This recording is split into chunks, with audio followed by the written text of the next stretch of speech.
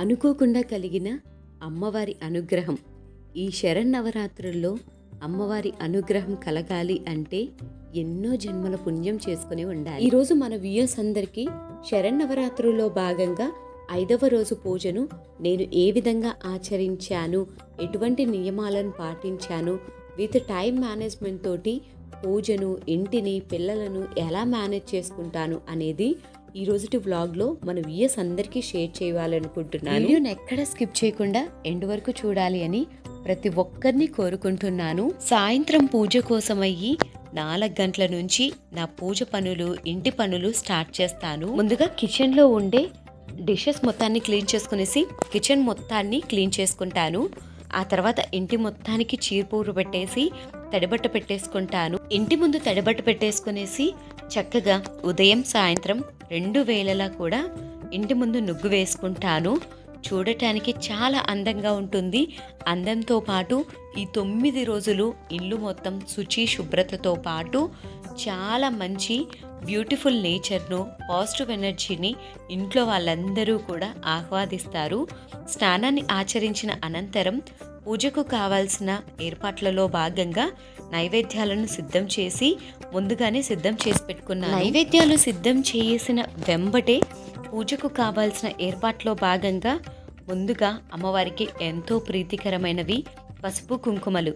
మనము ఎంత అందంగా అమ్మవారిని అలంకరించినా కానీ అంతే శుద్ధి, భక్తి శ్రద్ధలతో అమ్మవారిని పూజించాలి కదా.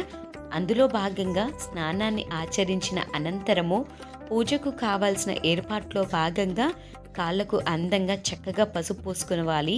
ఇలా కాళ్ళకు మన ఇంట్లో ఆడపిల్లలు కనుక ఉంటే ఆడపిల్లలకు కూడా చక్కగా పసుపు పూసి ఆడపిల్లలను కూడా పసుపు కాళ్ళతోటి అందంగా అలంకరించాలి. ఆ తర్వాత ఈరోజు 5వ రోజు కావటంతో అమ్మవారికి పీఠంను ఏర్పాటు చేసుకుందాం అనుకుంటున్నాను. శరన్నవరాత్రుల్లో భాగంగా అమ్మవారికి పీఠంను ఏర్పాటు చేసుకోవటం దగ్గర నుంచి అమ్మవారిని పూజించేంత వరకు కూడా ప్రతిదీ భక్తి శ్రద్ధలతోటి, ప్రతిదీ ఒక నియమ నిష్టలతోటి పూజను అనేది ఆచరించాలి.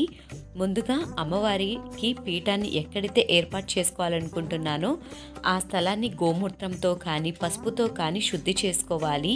శుద్ధి చేసుకున్న తర్వాత చక్కగా పద్మం నుగ్గును, అష్టదళ పద్మం నుగ్గును పెట్టుకోవాలి. పూజకు సిద్ధం చేసుకుంటూ మీతోటి ఒక చిన్న మాటను మాట్లాడాలి అనుకుంటున్నాను. ఆ విషయం ఏంటి అంటే, చాలా రోజుల నుంచి ఇంత మంచి అనుభూతిని నాకు ఎప్పుడూ కలగలేదు. కానీ ఈరోజు అమ్మవారి అనుగ్రహం వలన నాకు ఒక మంచి అనుభూతి కలిగింది. అనుకోకుండా ఈరోజు నాకెందుకో మనసుకు తట్టింది. అమ్మవారికి పీఠంను ఏర్పాటు చేసుకునేసి అమ్మవారికి కలశం, అఖండ దీపం పెట్టుకోవాలి అని నేను అనుకున్నట్లుగానే పూజ చేసుకుంటూ ఉండంగా అనుకోకుండా ఒక ఫోన్ కాల్ వచ్చింది. అనుకోకుండా వచ్చిన ఫోన్ కాల్ ఏంటా అనుకున్నాను. ఎవరో కాదు, ఫోన్ చేసింది మా అక్కనే. అక్క ఫోన్ చేసి, ఈరోజు నేను బాబాయ్ యొక్క వ్రతం పూర్తి చేసుకున్నాను, మీరు వచ్చి తాంబూలం తీసుకొని బాబాయ్ యొక్క కథను వినేసి వెళ్ళండి అని చెప్పేసి అన్నారు. ఆ మాట వినంగానే ఏంటి, అమ్మవారి పీఠంను ఏర్పాటు చేసుకోకముందే నాకు ఇలాంటి ఫోన్ వచ్చింది, ఇంత మంచి అనుభూతి అమ్మవారి అనుగ్రహం వల్లనే కలిగింది, ఇన్ని రోజులు నేను పూజ చేసిన ప్రతిఫలమేమో ఇది అని నాకొక్కసారిగా మనసుకు అనిపించింది. ఒకటే రోజు 2 పూజలు అనంగానే నా మనసుకు నిజంగా ఎక్కడ లేని సంతోషం అనిపించింది. ఏది ఏమైనా కానీ ఇంట్లో పూజ పనులు మొత్తాన్ని పూర్తి చేసుకునేసి బాబా అనుగ్రహం కూడా పొందాలి అని మనసులో ఒక్కటే అనుకున్నాను. అనుకున్నట్లుగానే హడావిడి ఏమీ లేకుండా సింపుల్గా మా పాప పూజకు కావాల్సిన ఏర్పాట్లన్నిటినీ పక్కన పెట్టుకొనేసి అన్నిటినీ అది అందివు, ఇది అందివమ్మ అంటే తను ఏ టు జెడ్ అన్నిటినీ అందిస్తూ ఉంటే పూజకు కావాల్సిన ఏర్పాట్లన్నిటినీ సిద్ధం చేసుకున్నాను.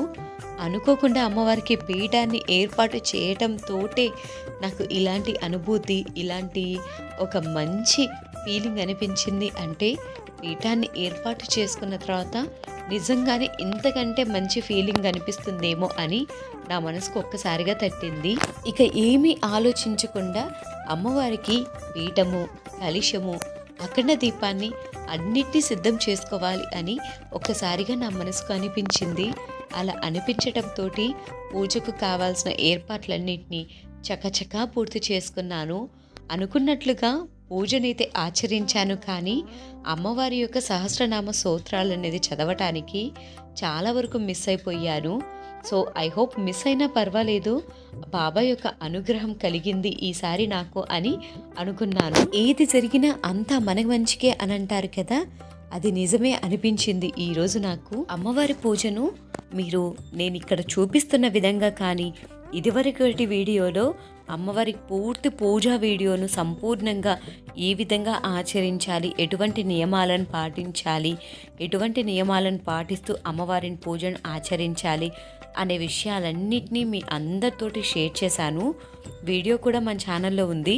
ఎవరైనా విజిట్ చేయని వాళ్ళు ఉంటే తప్పకుండా విజిట్ చేయండి.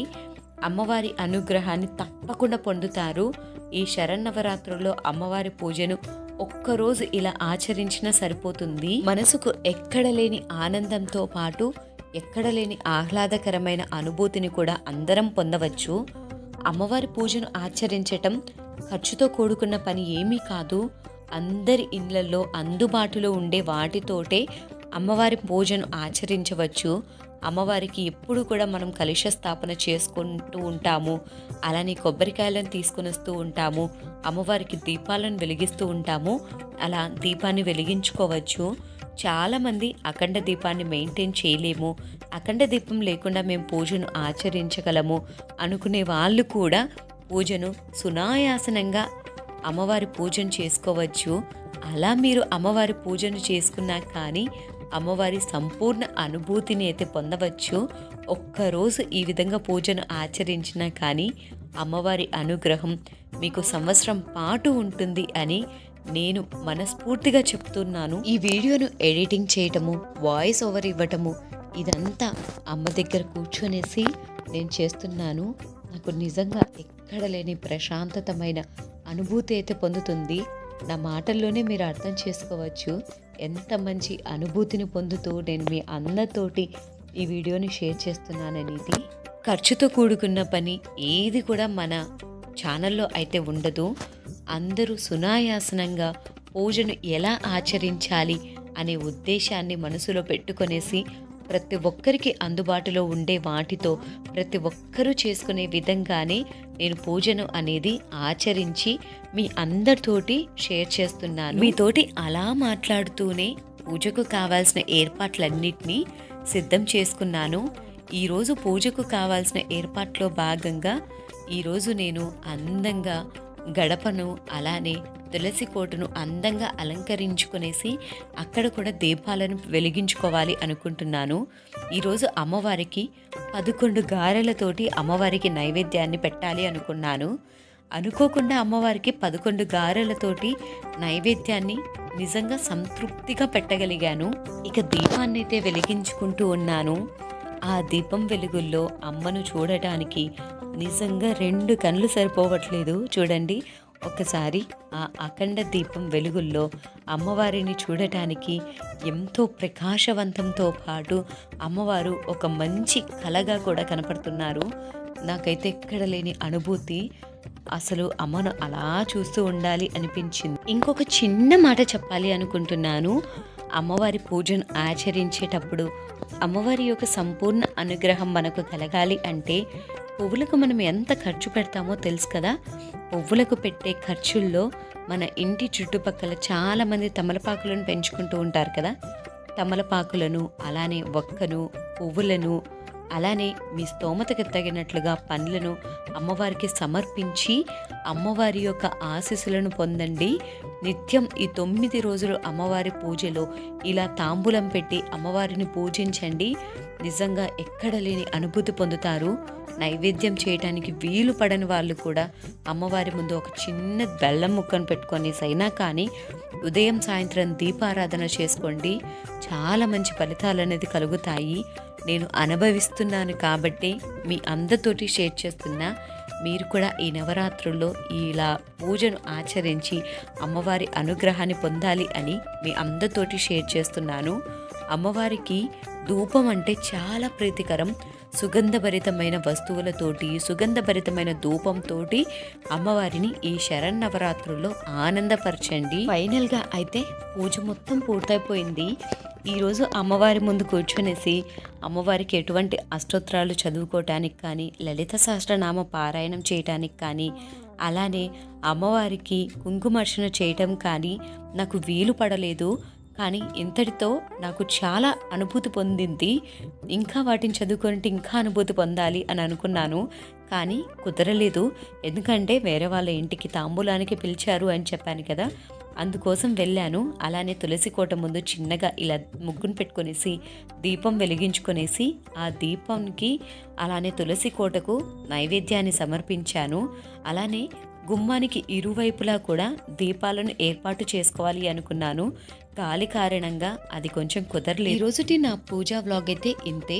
మరొక మంచి వీడియోతోటి మళ్ళీ కలుద్దాం. Take care, bye bye.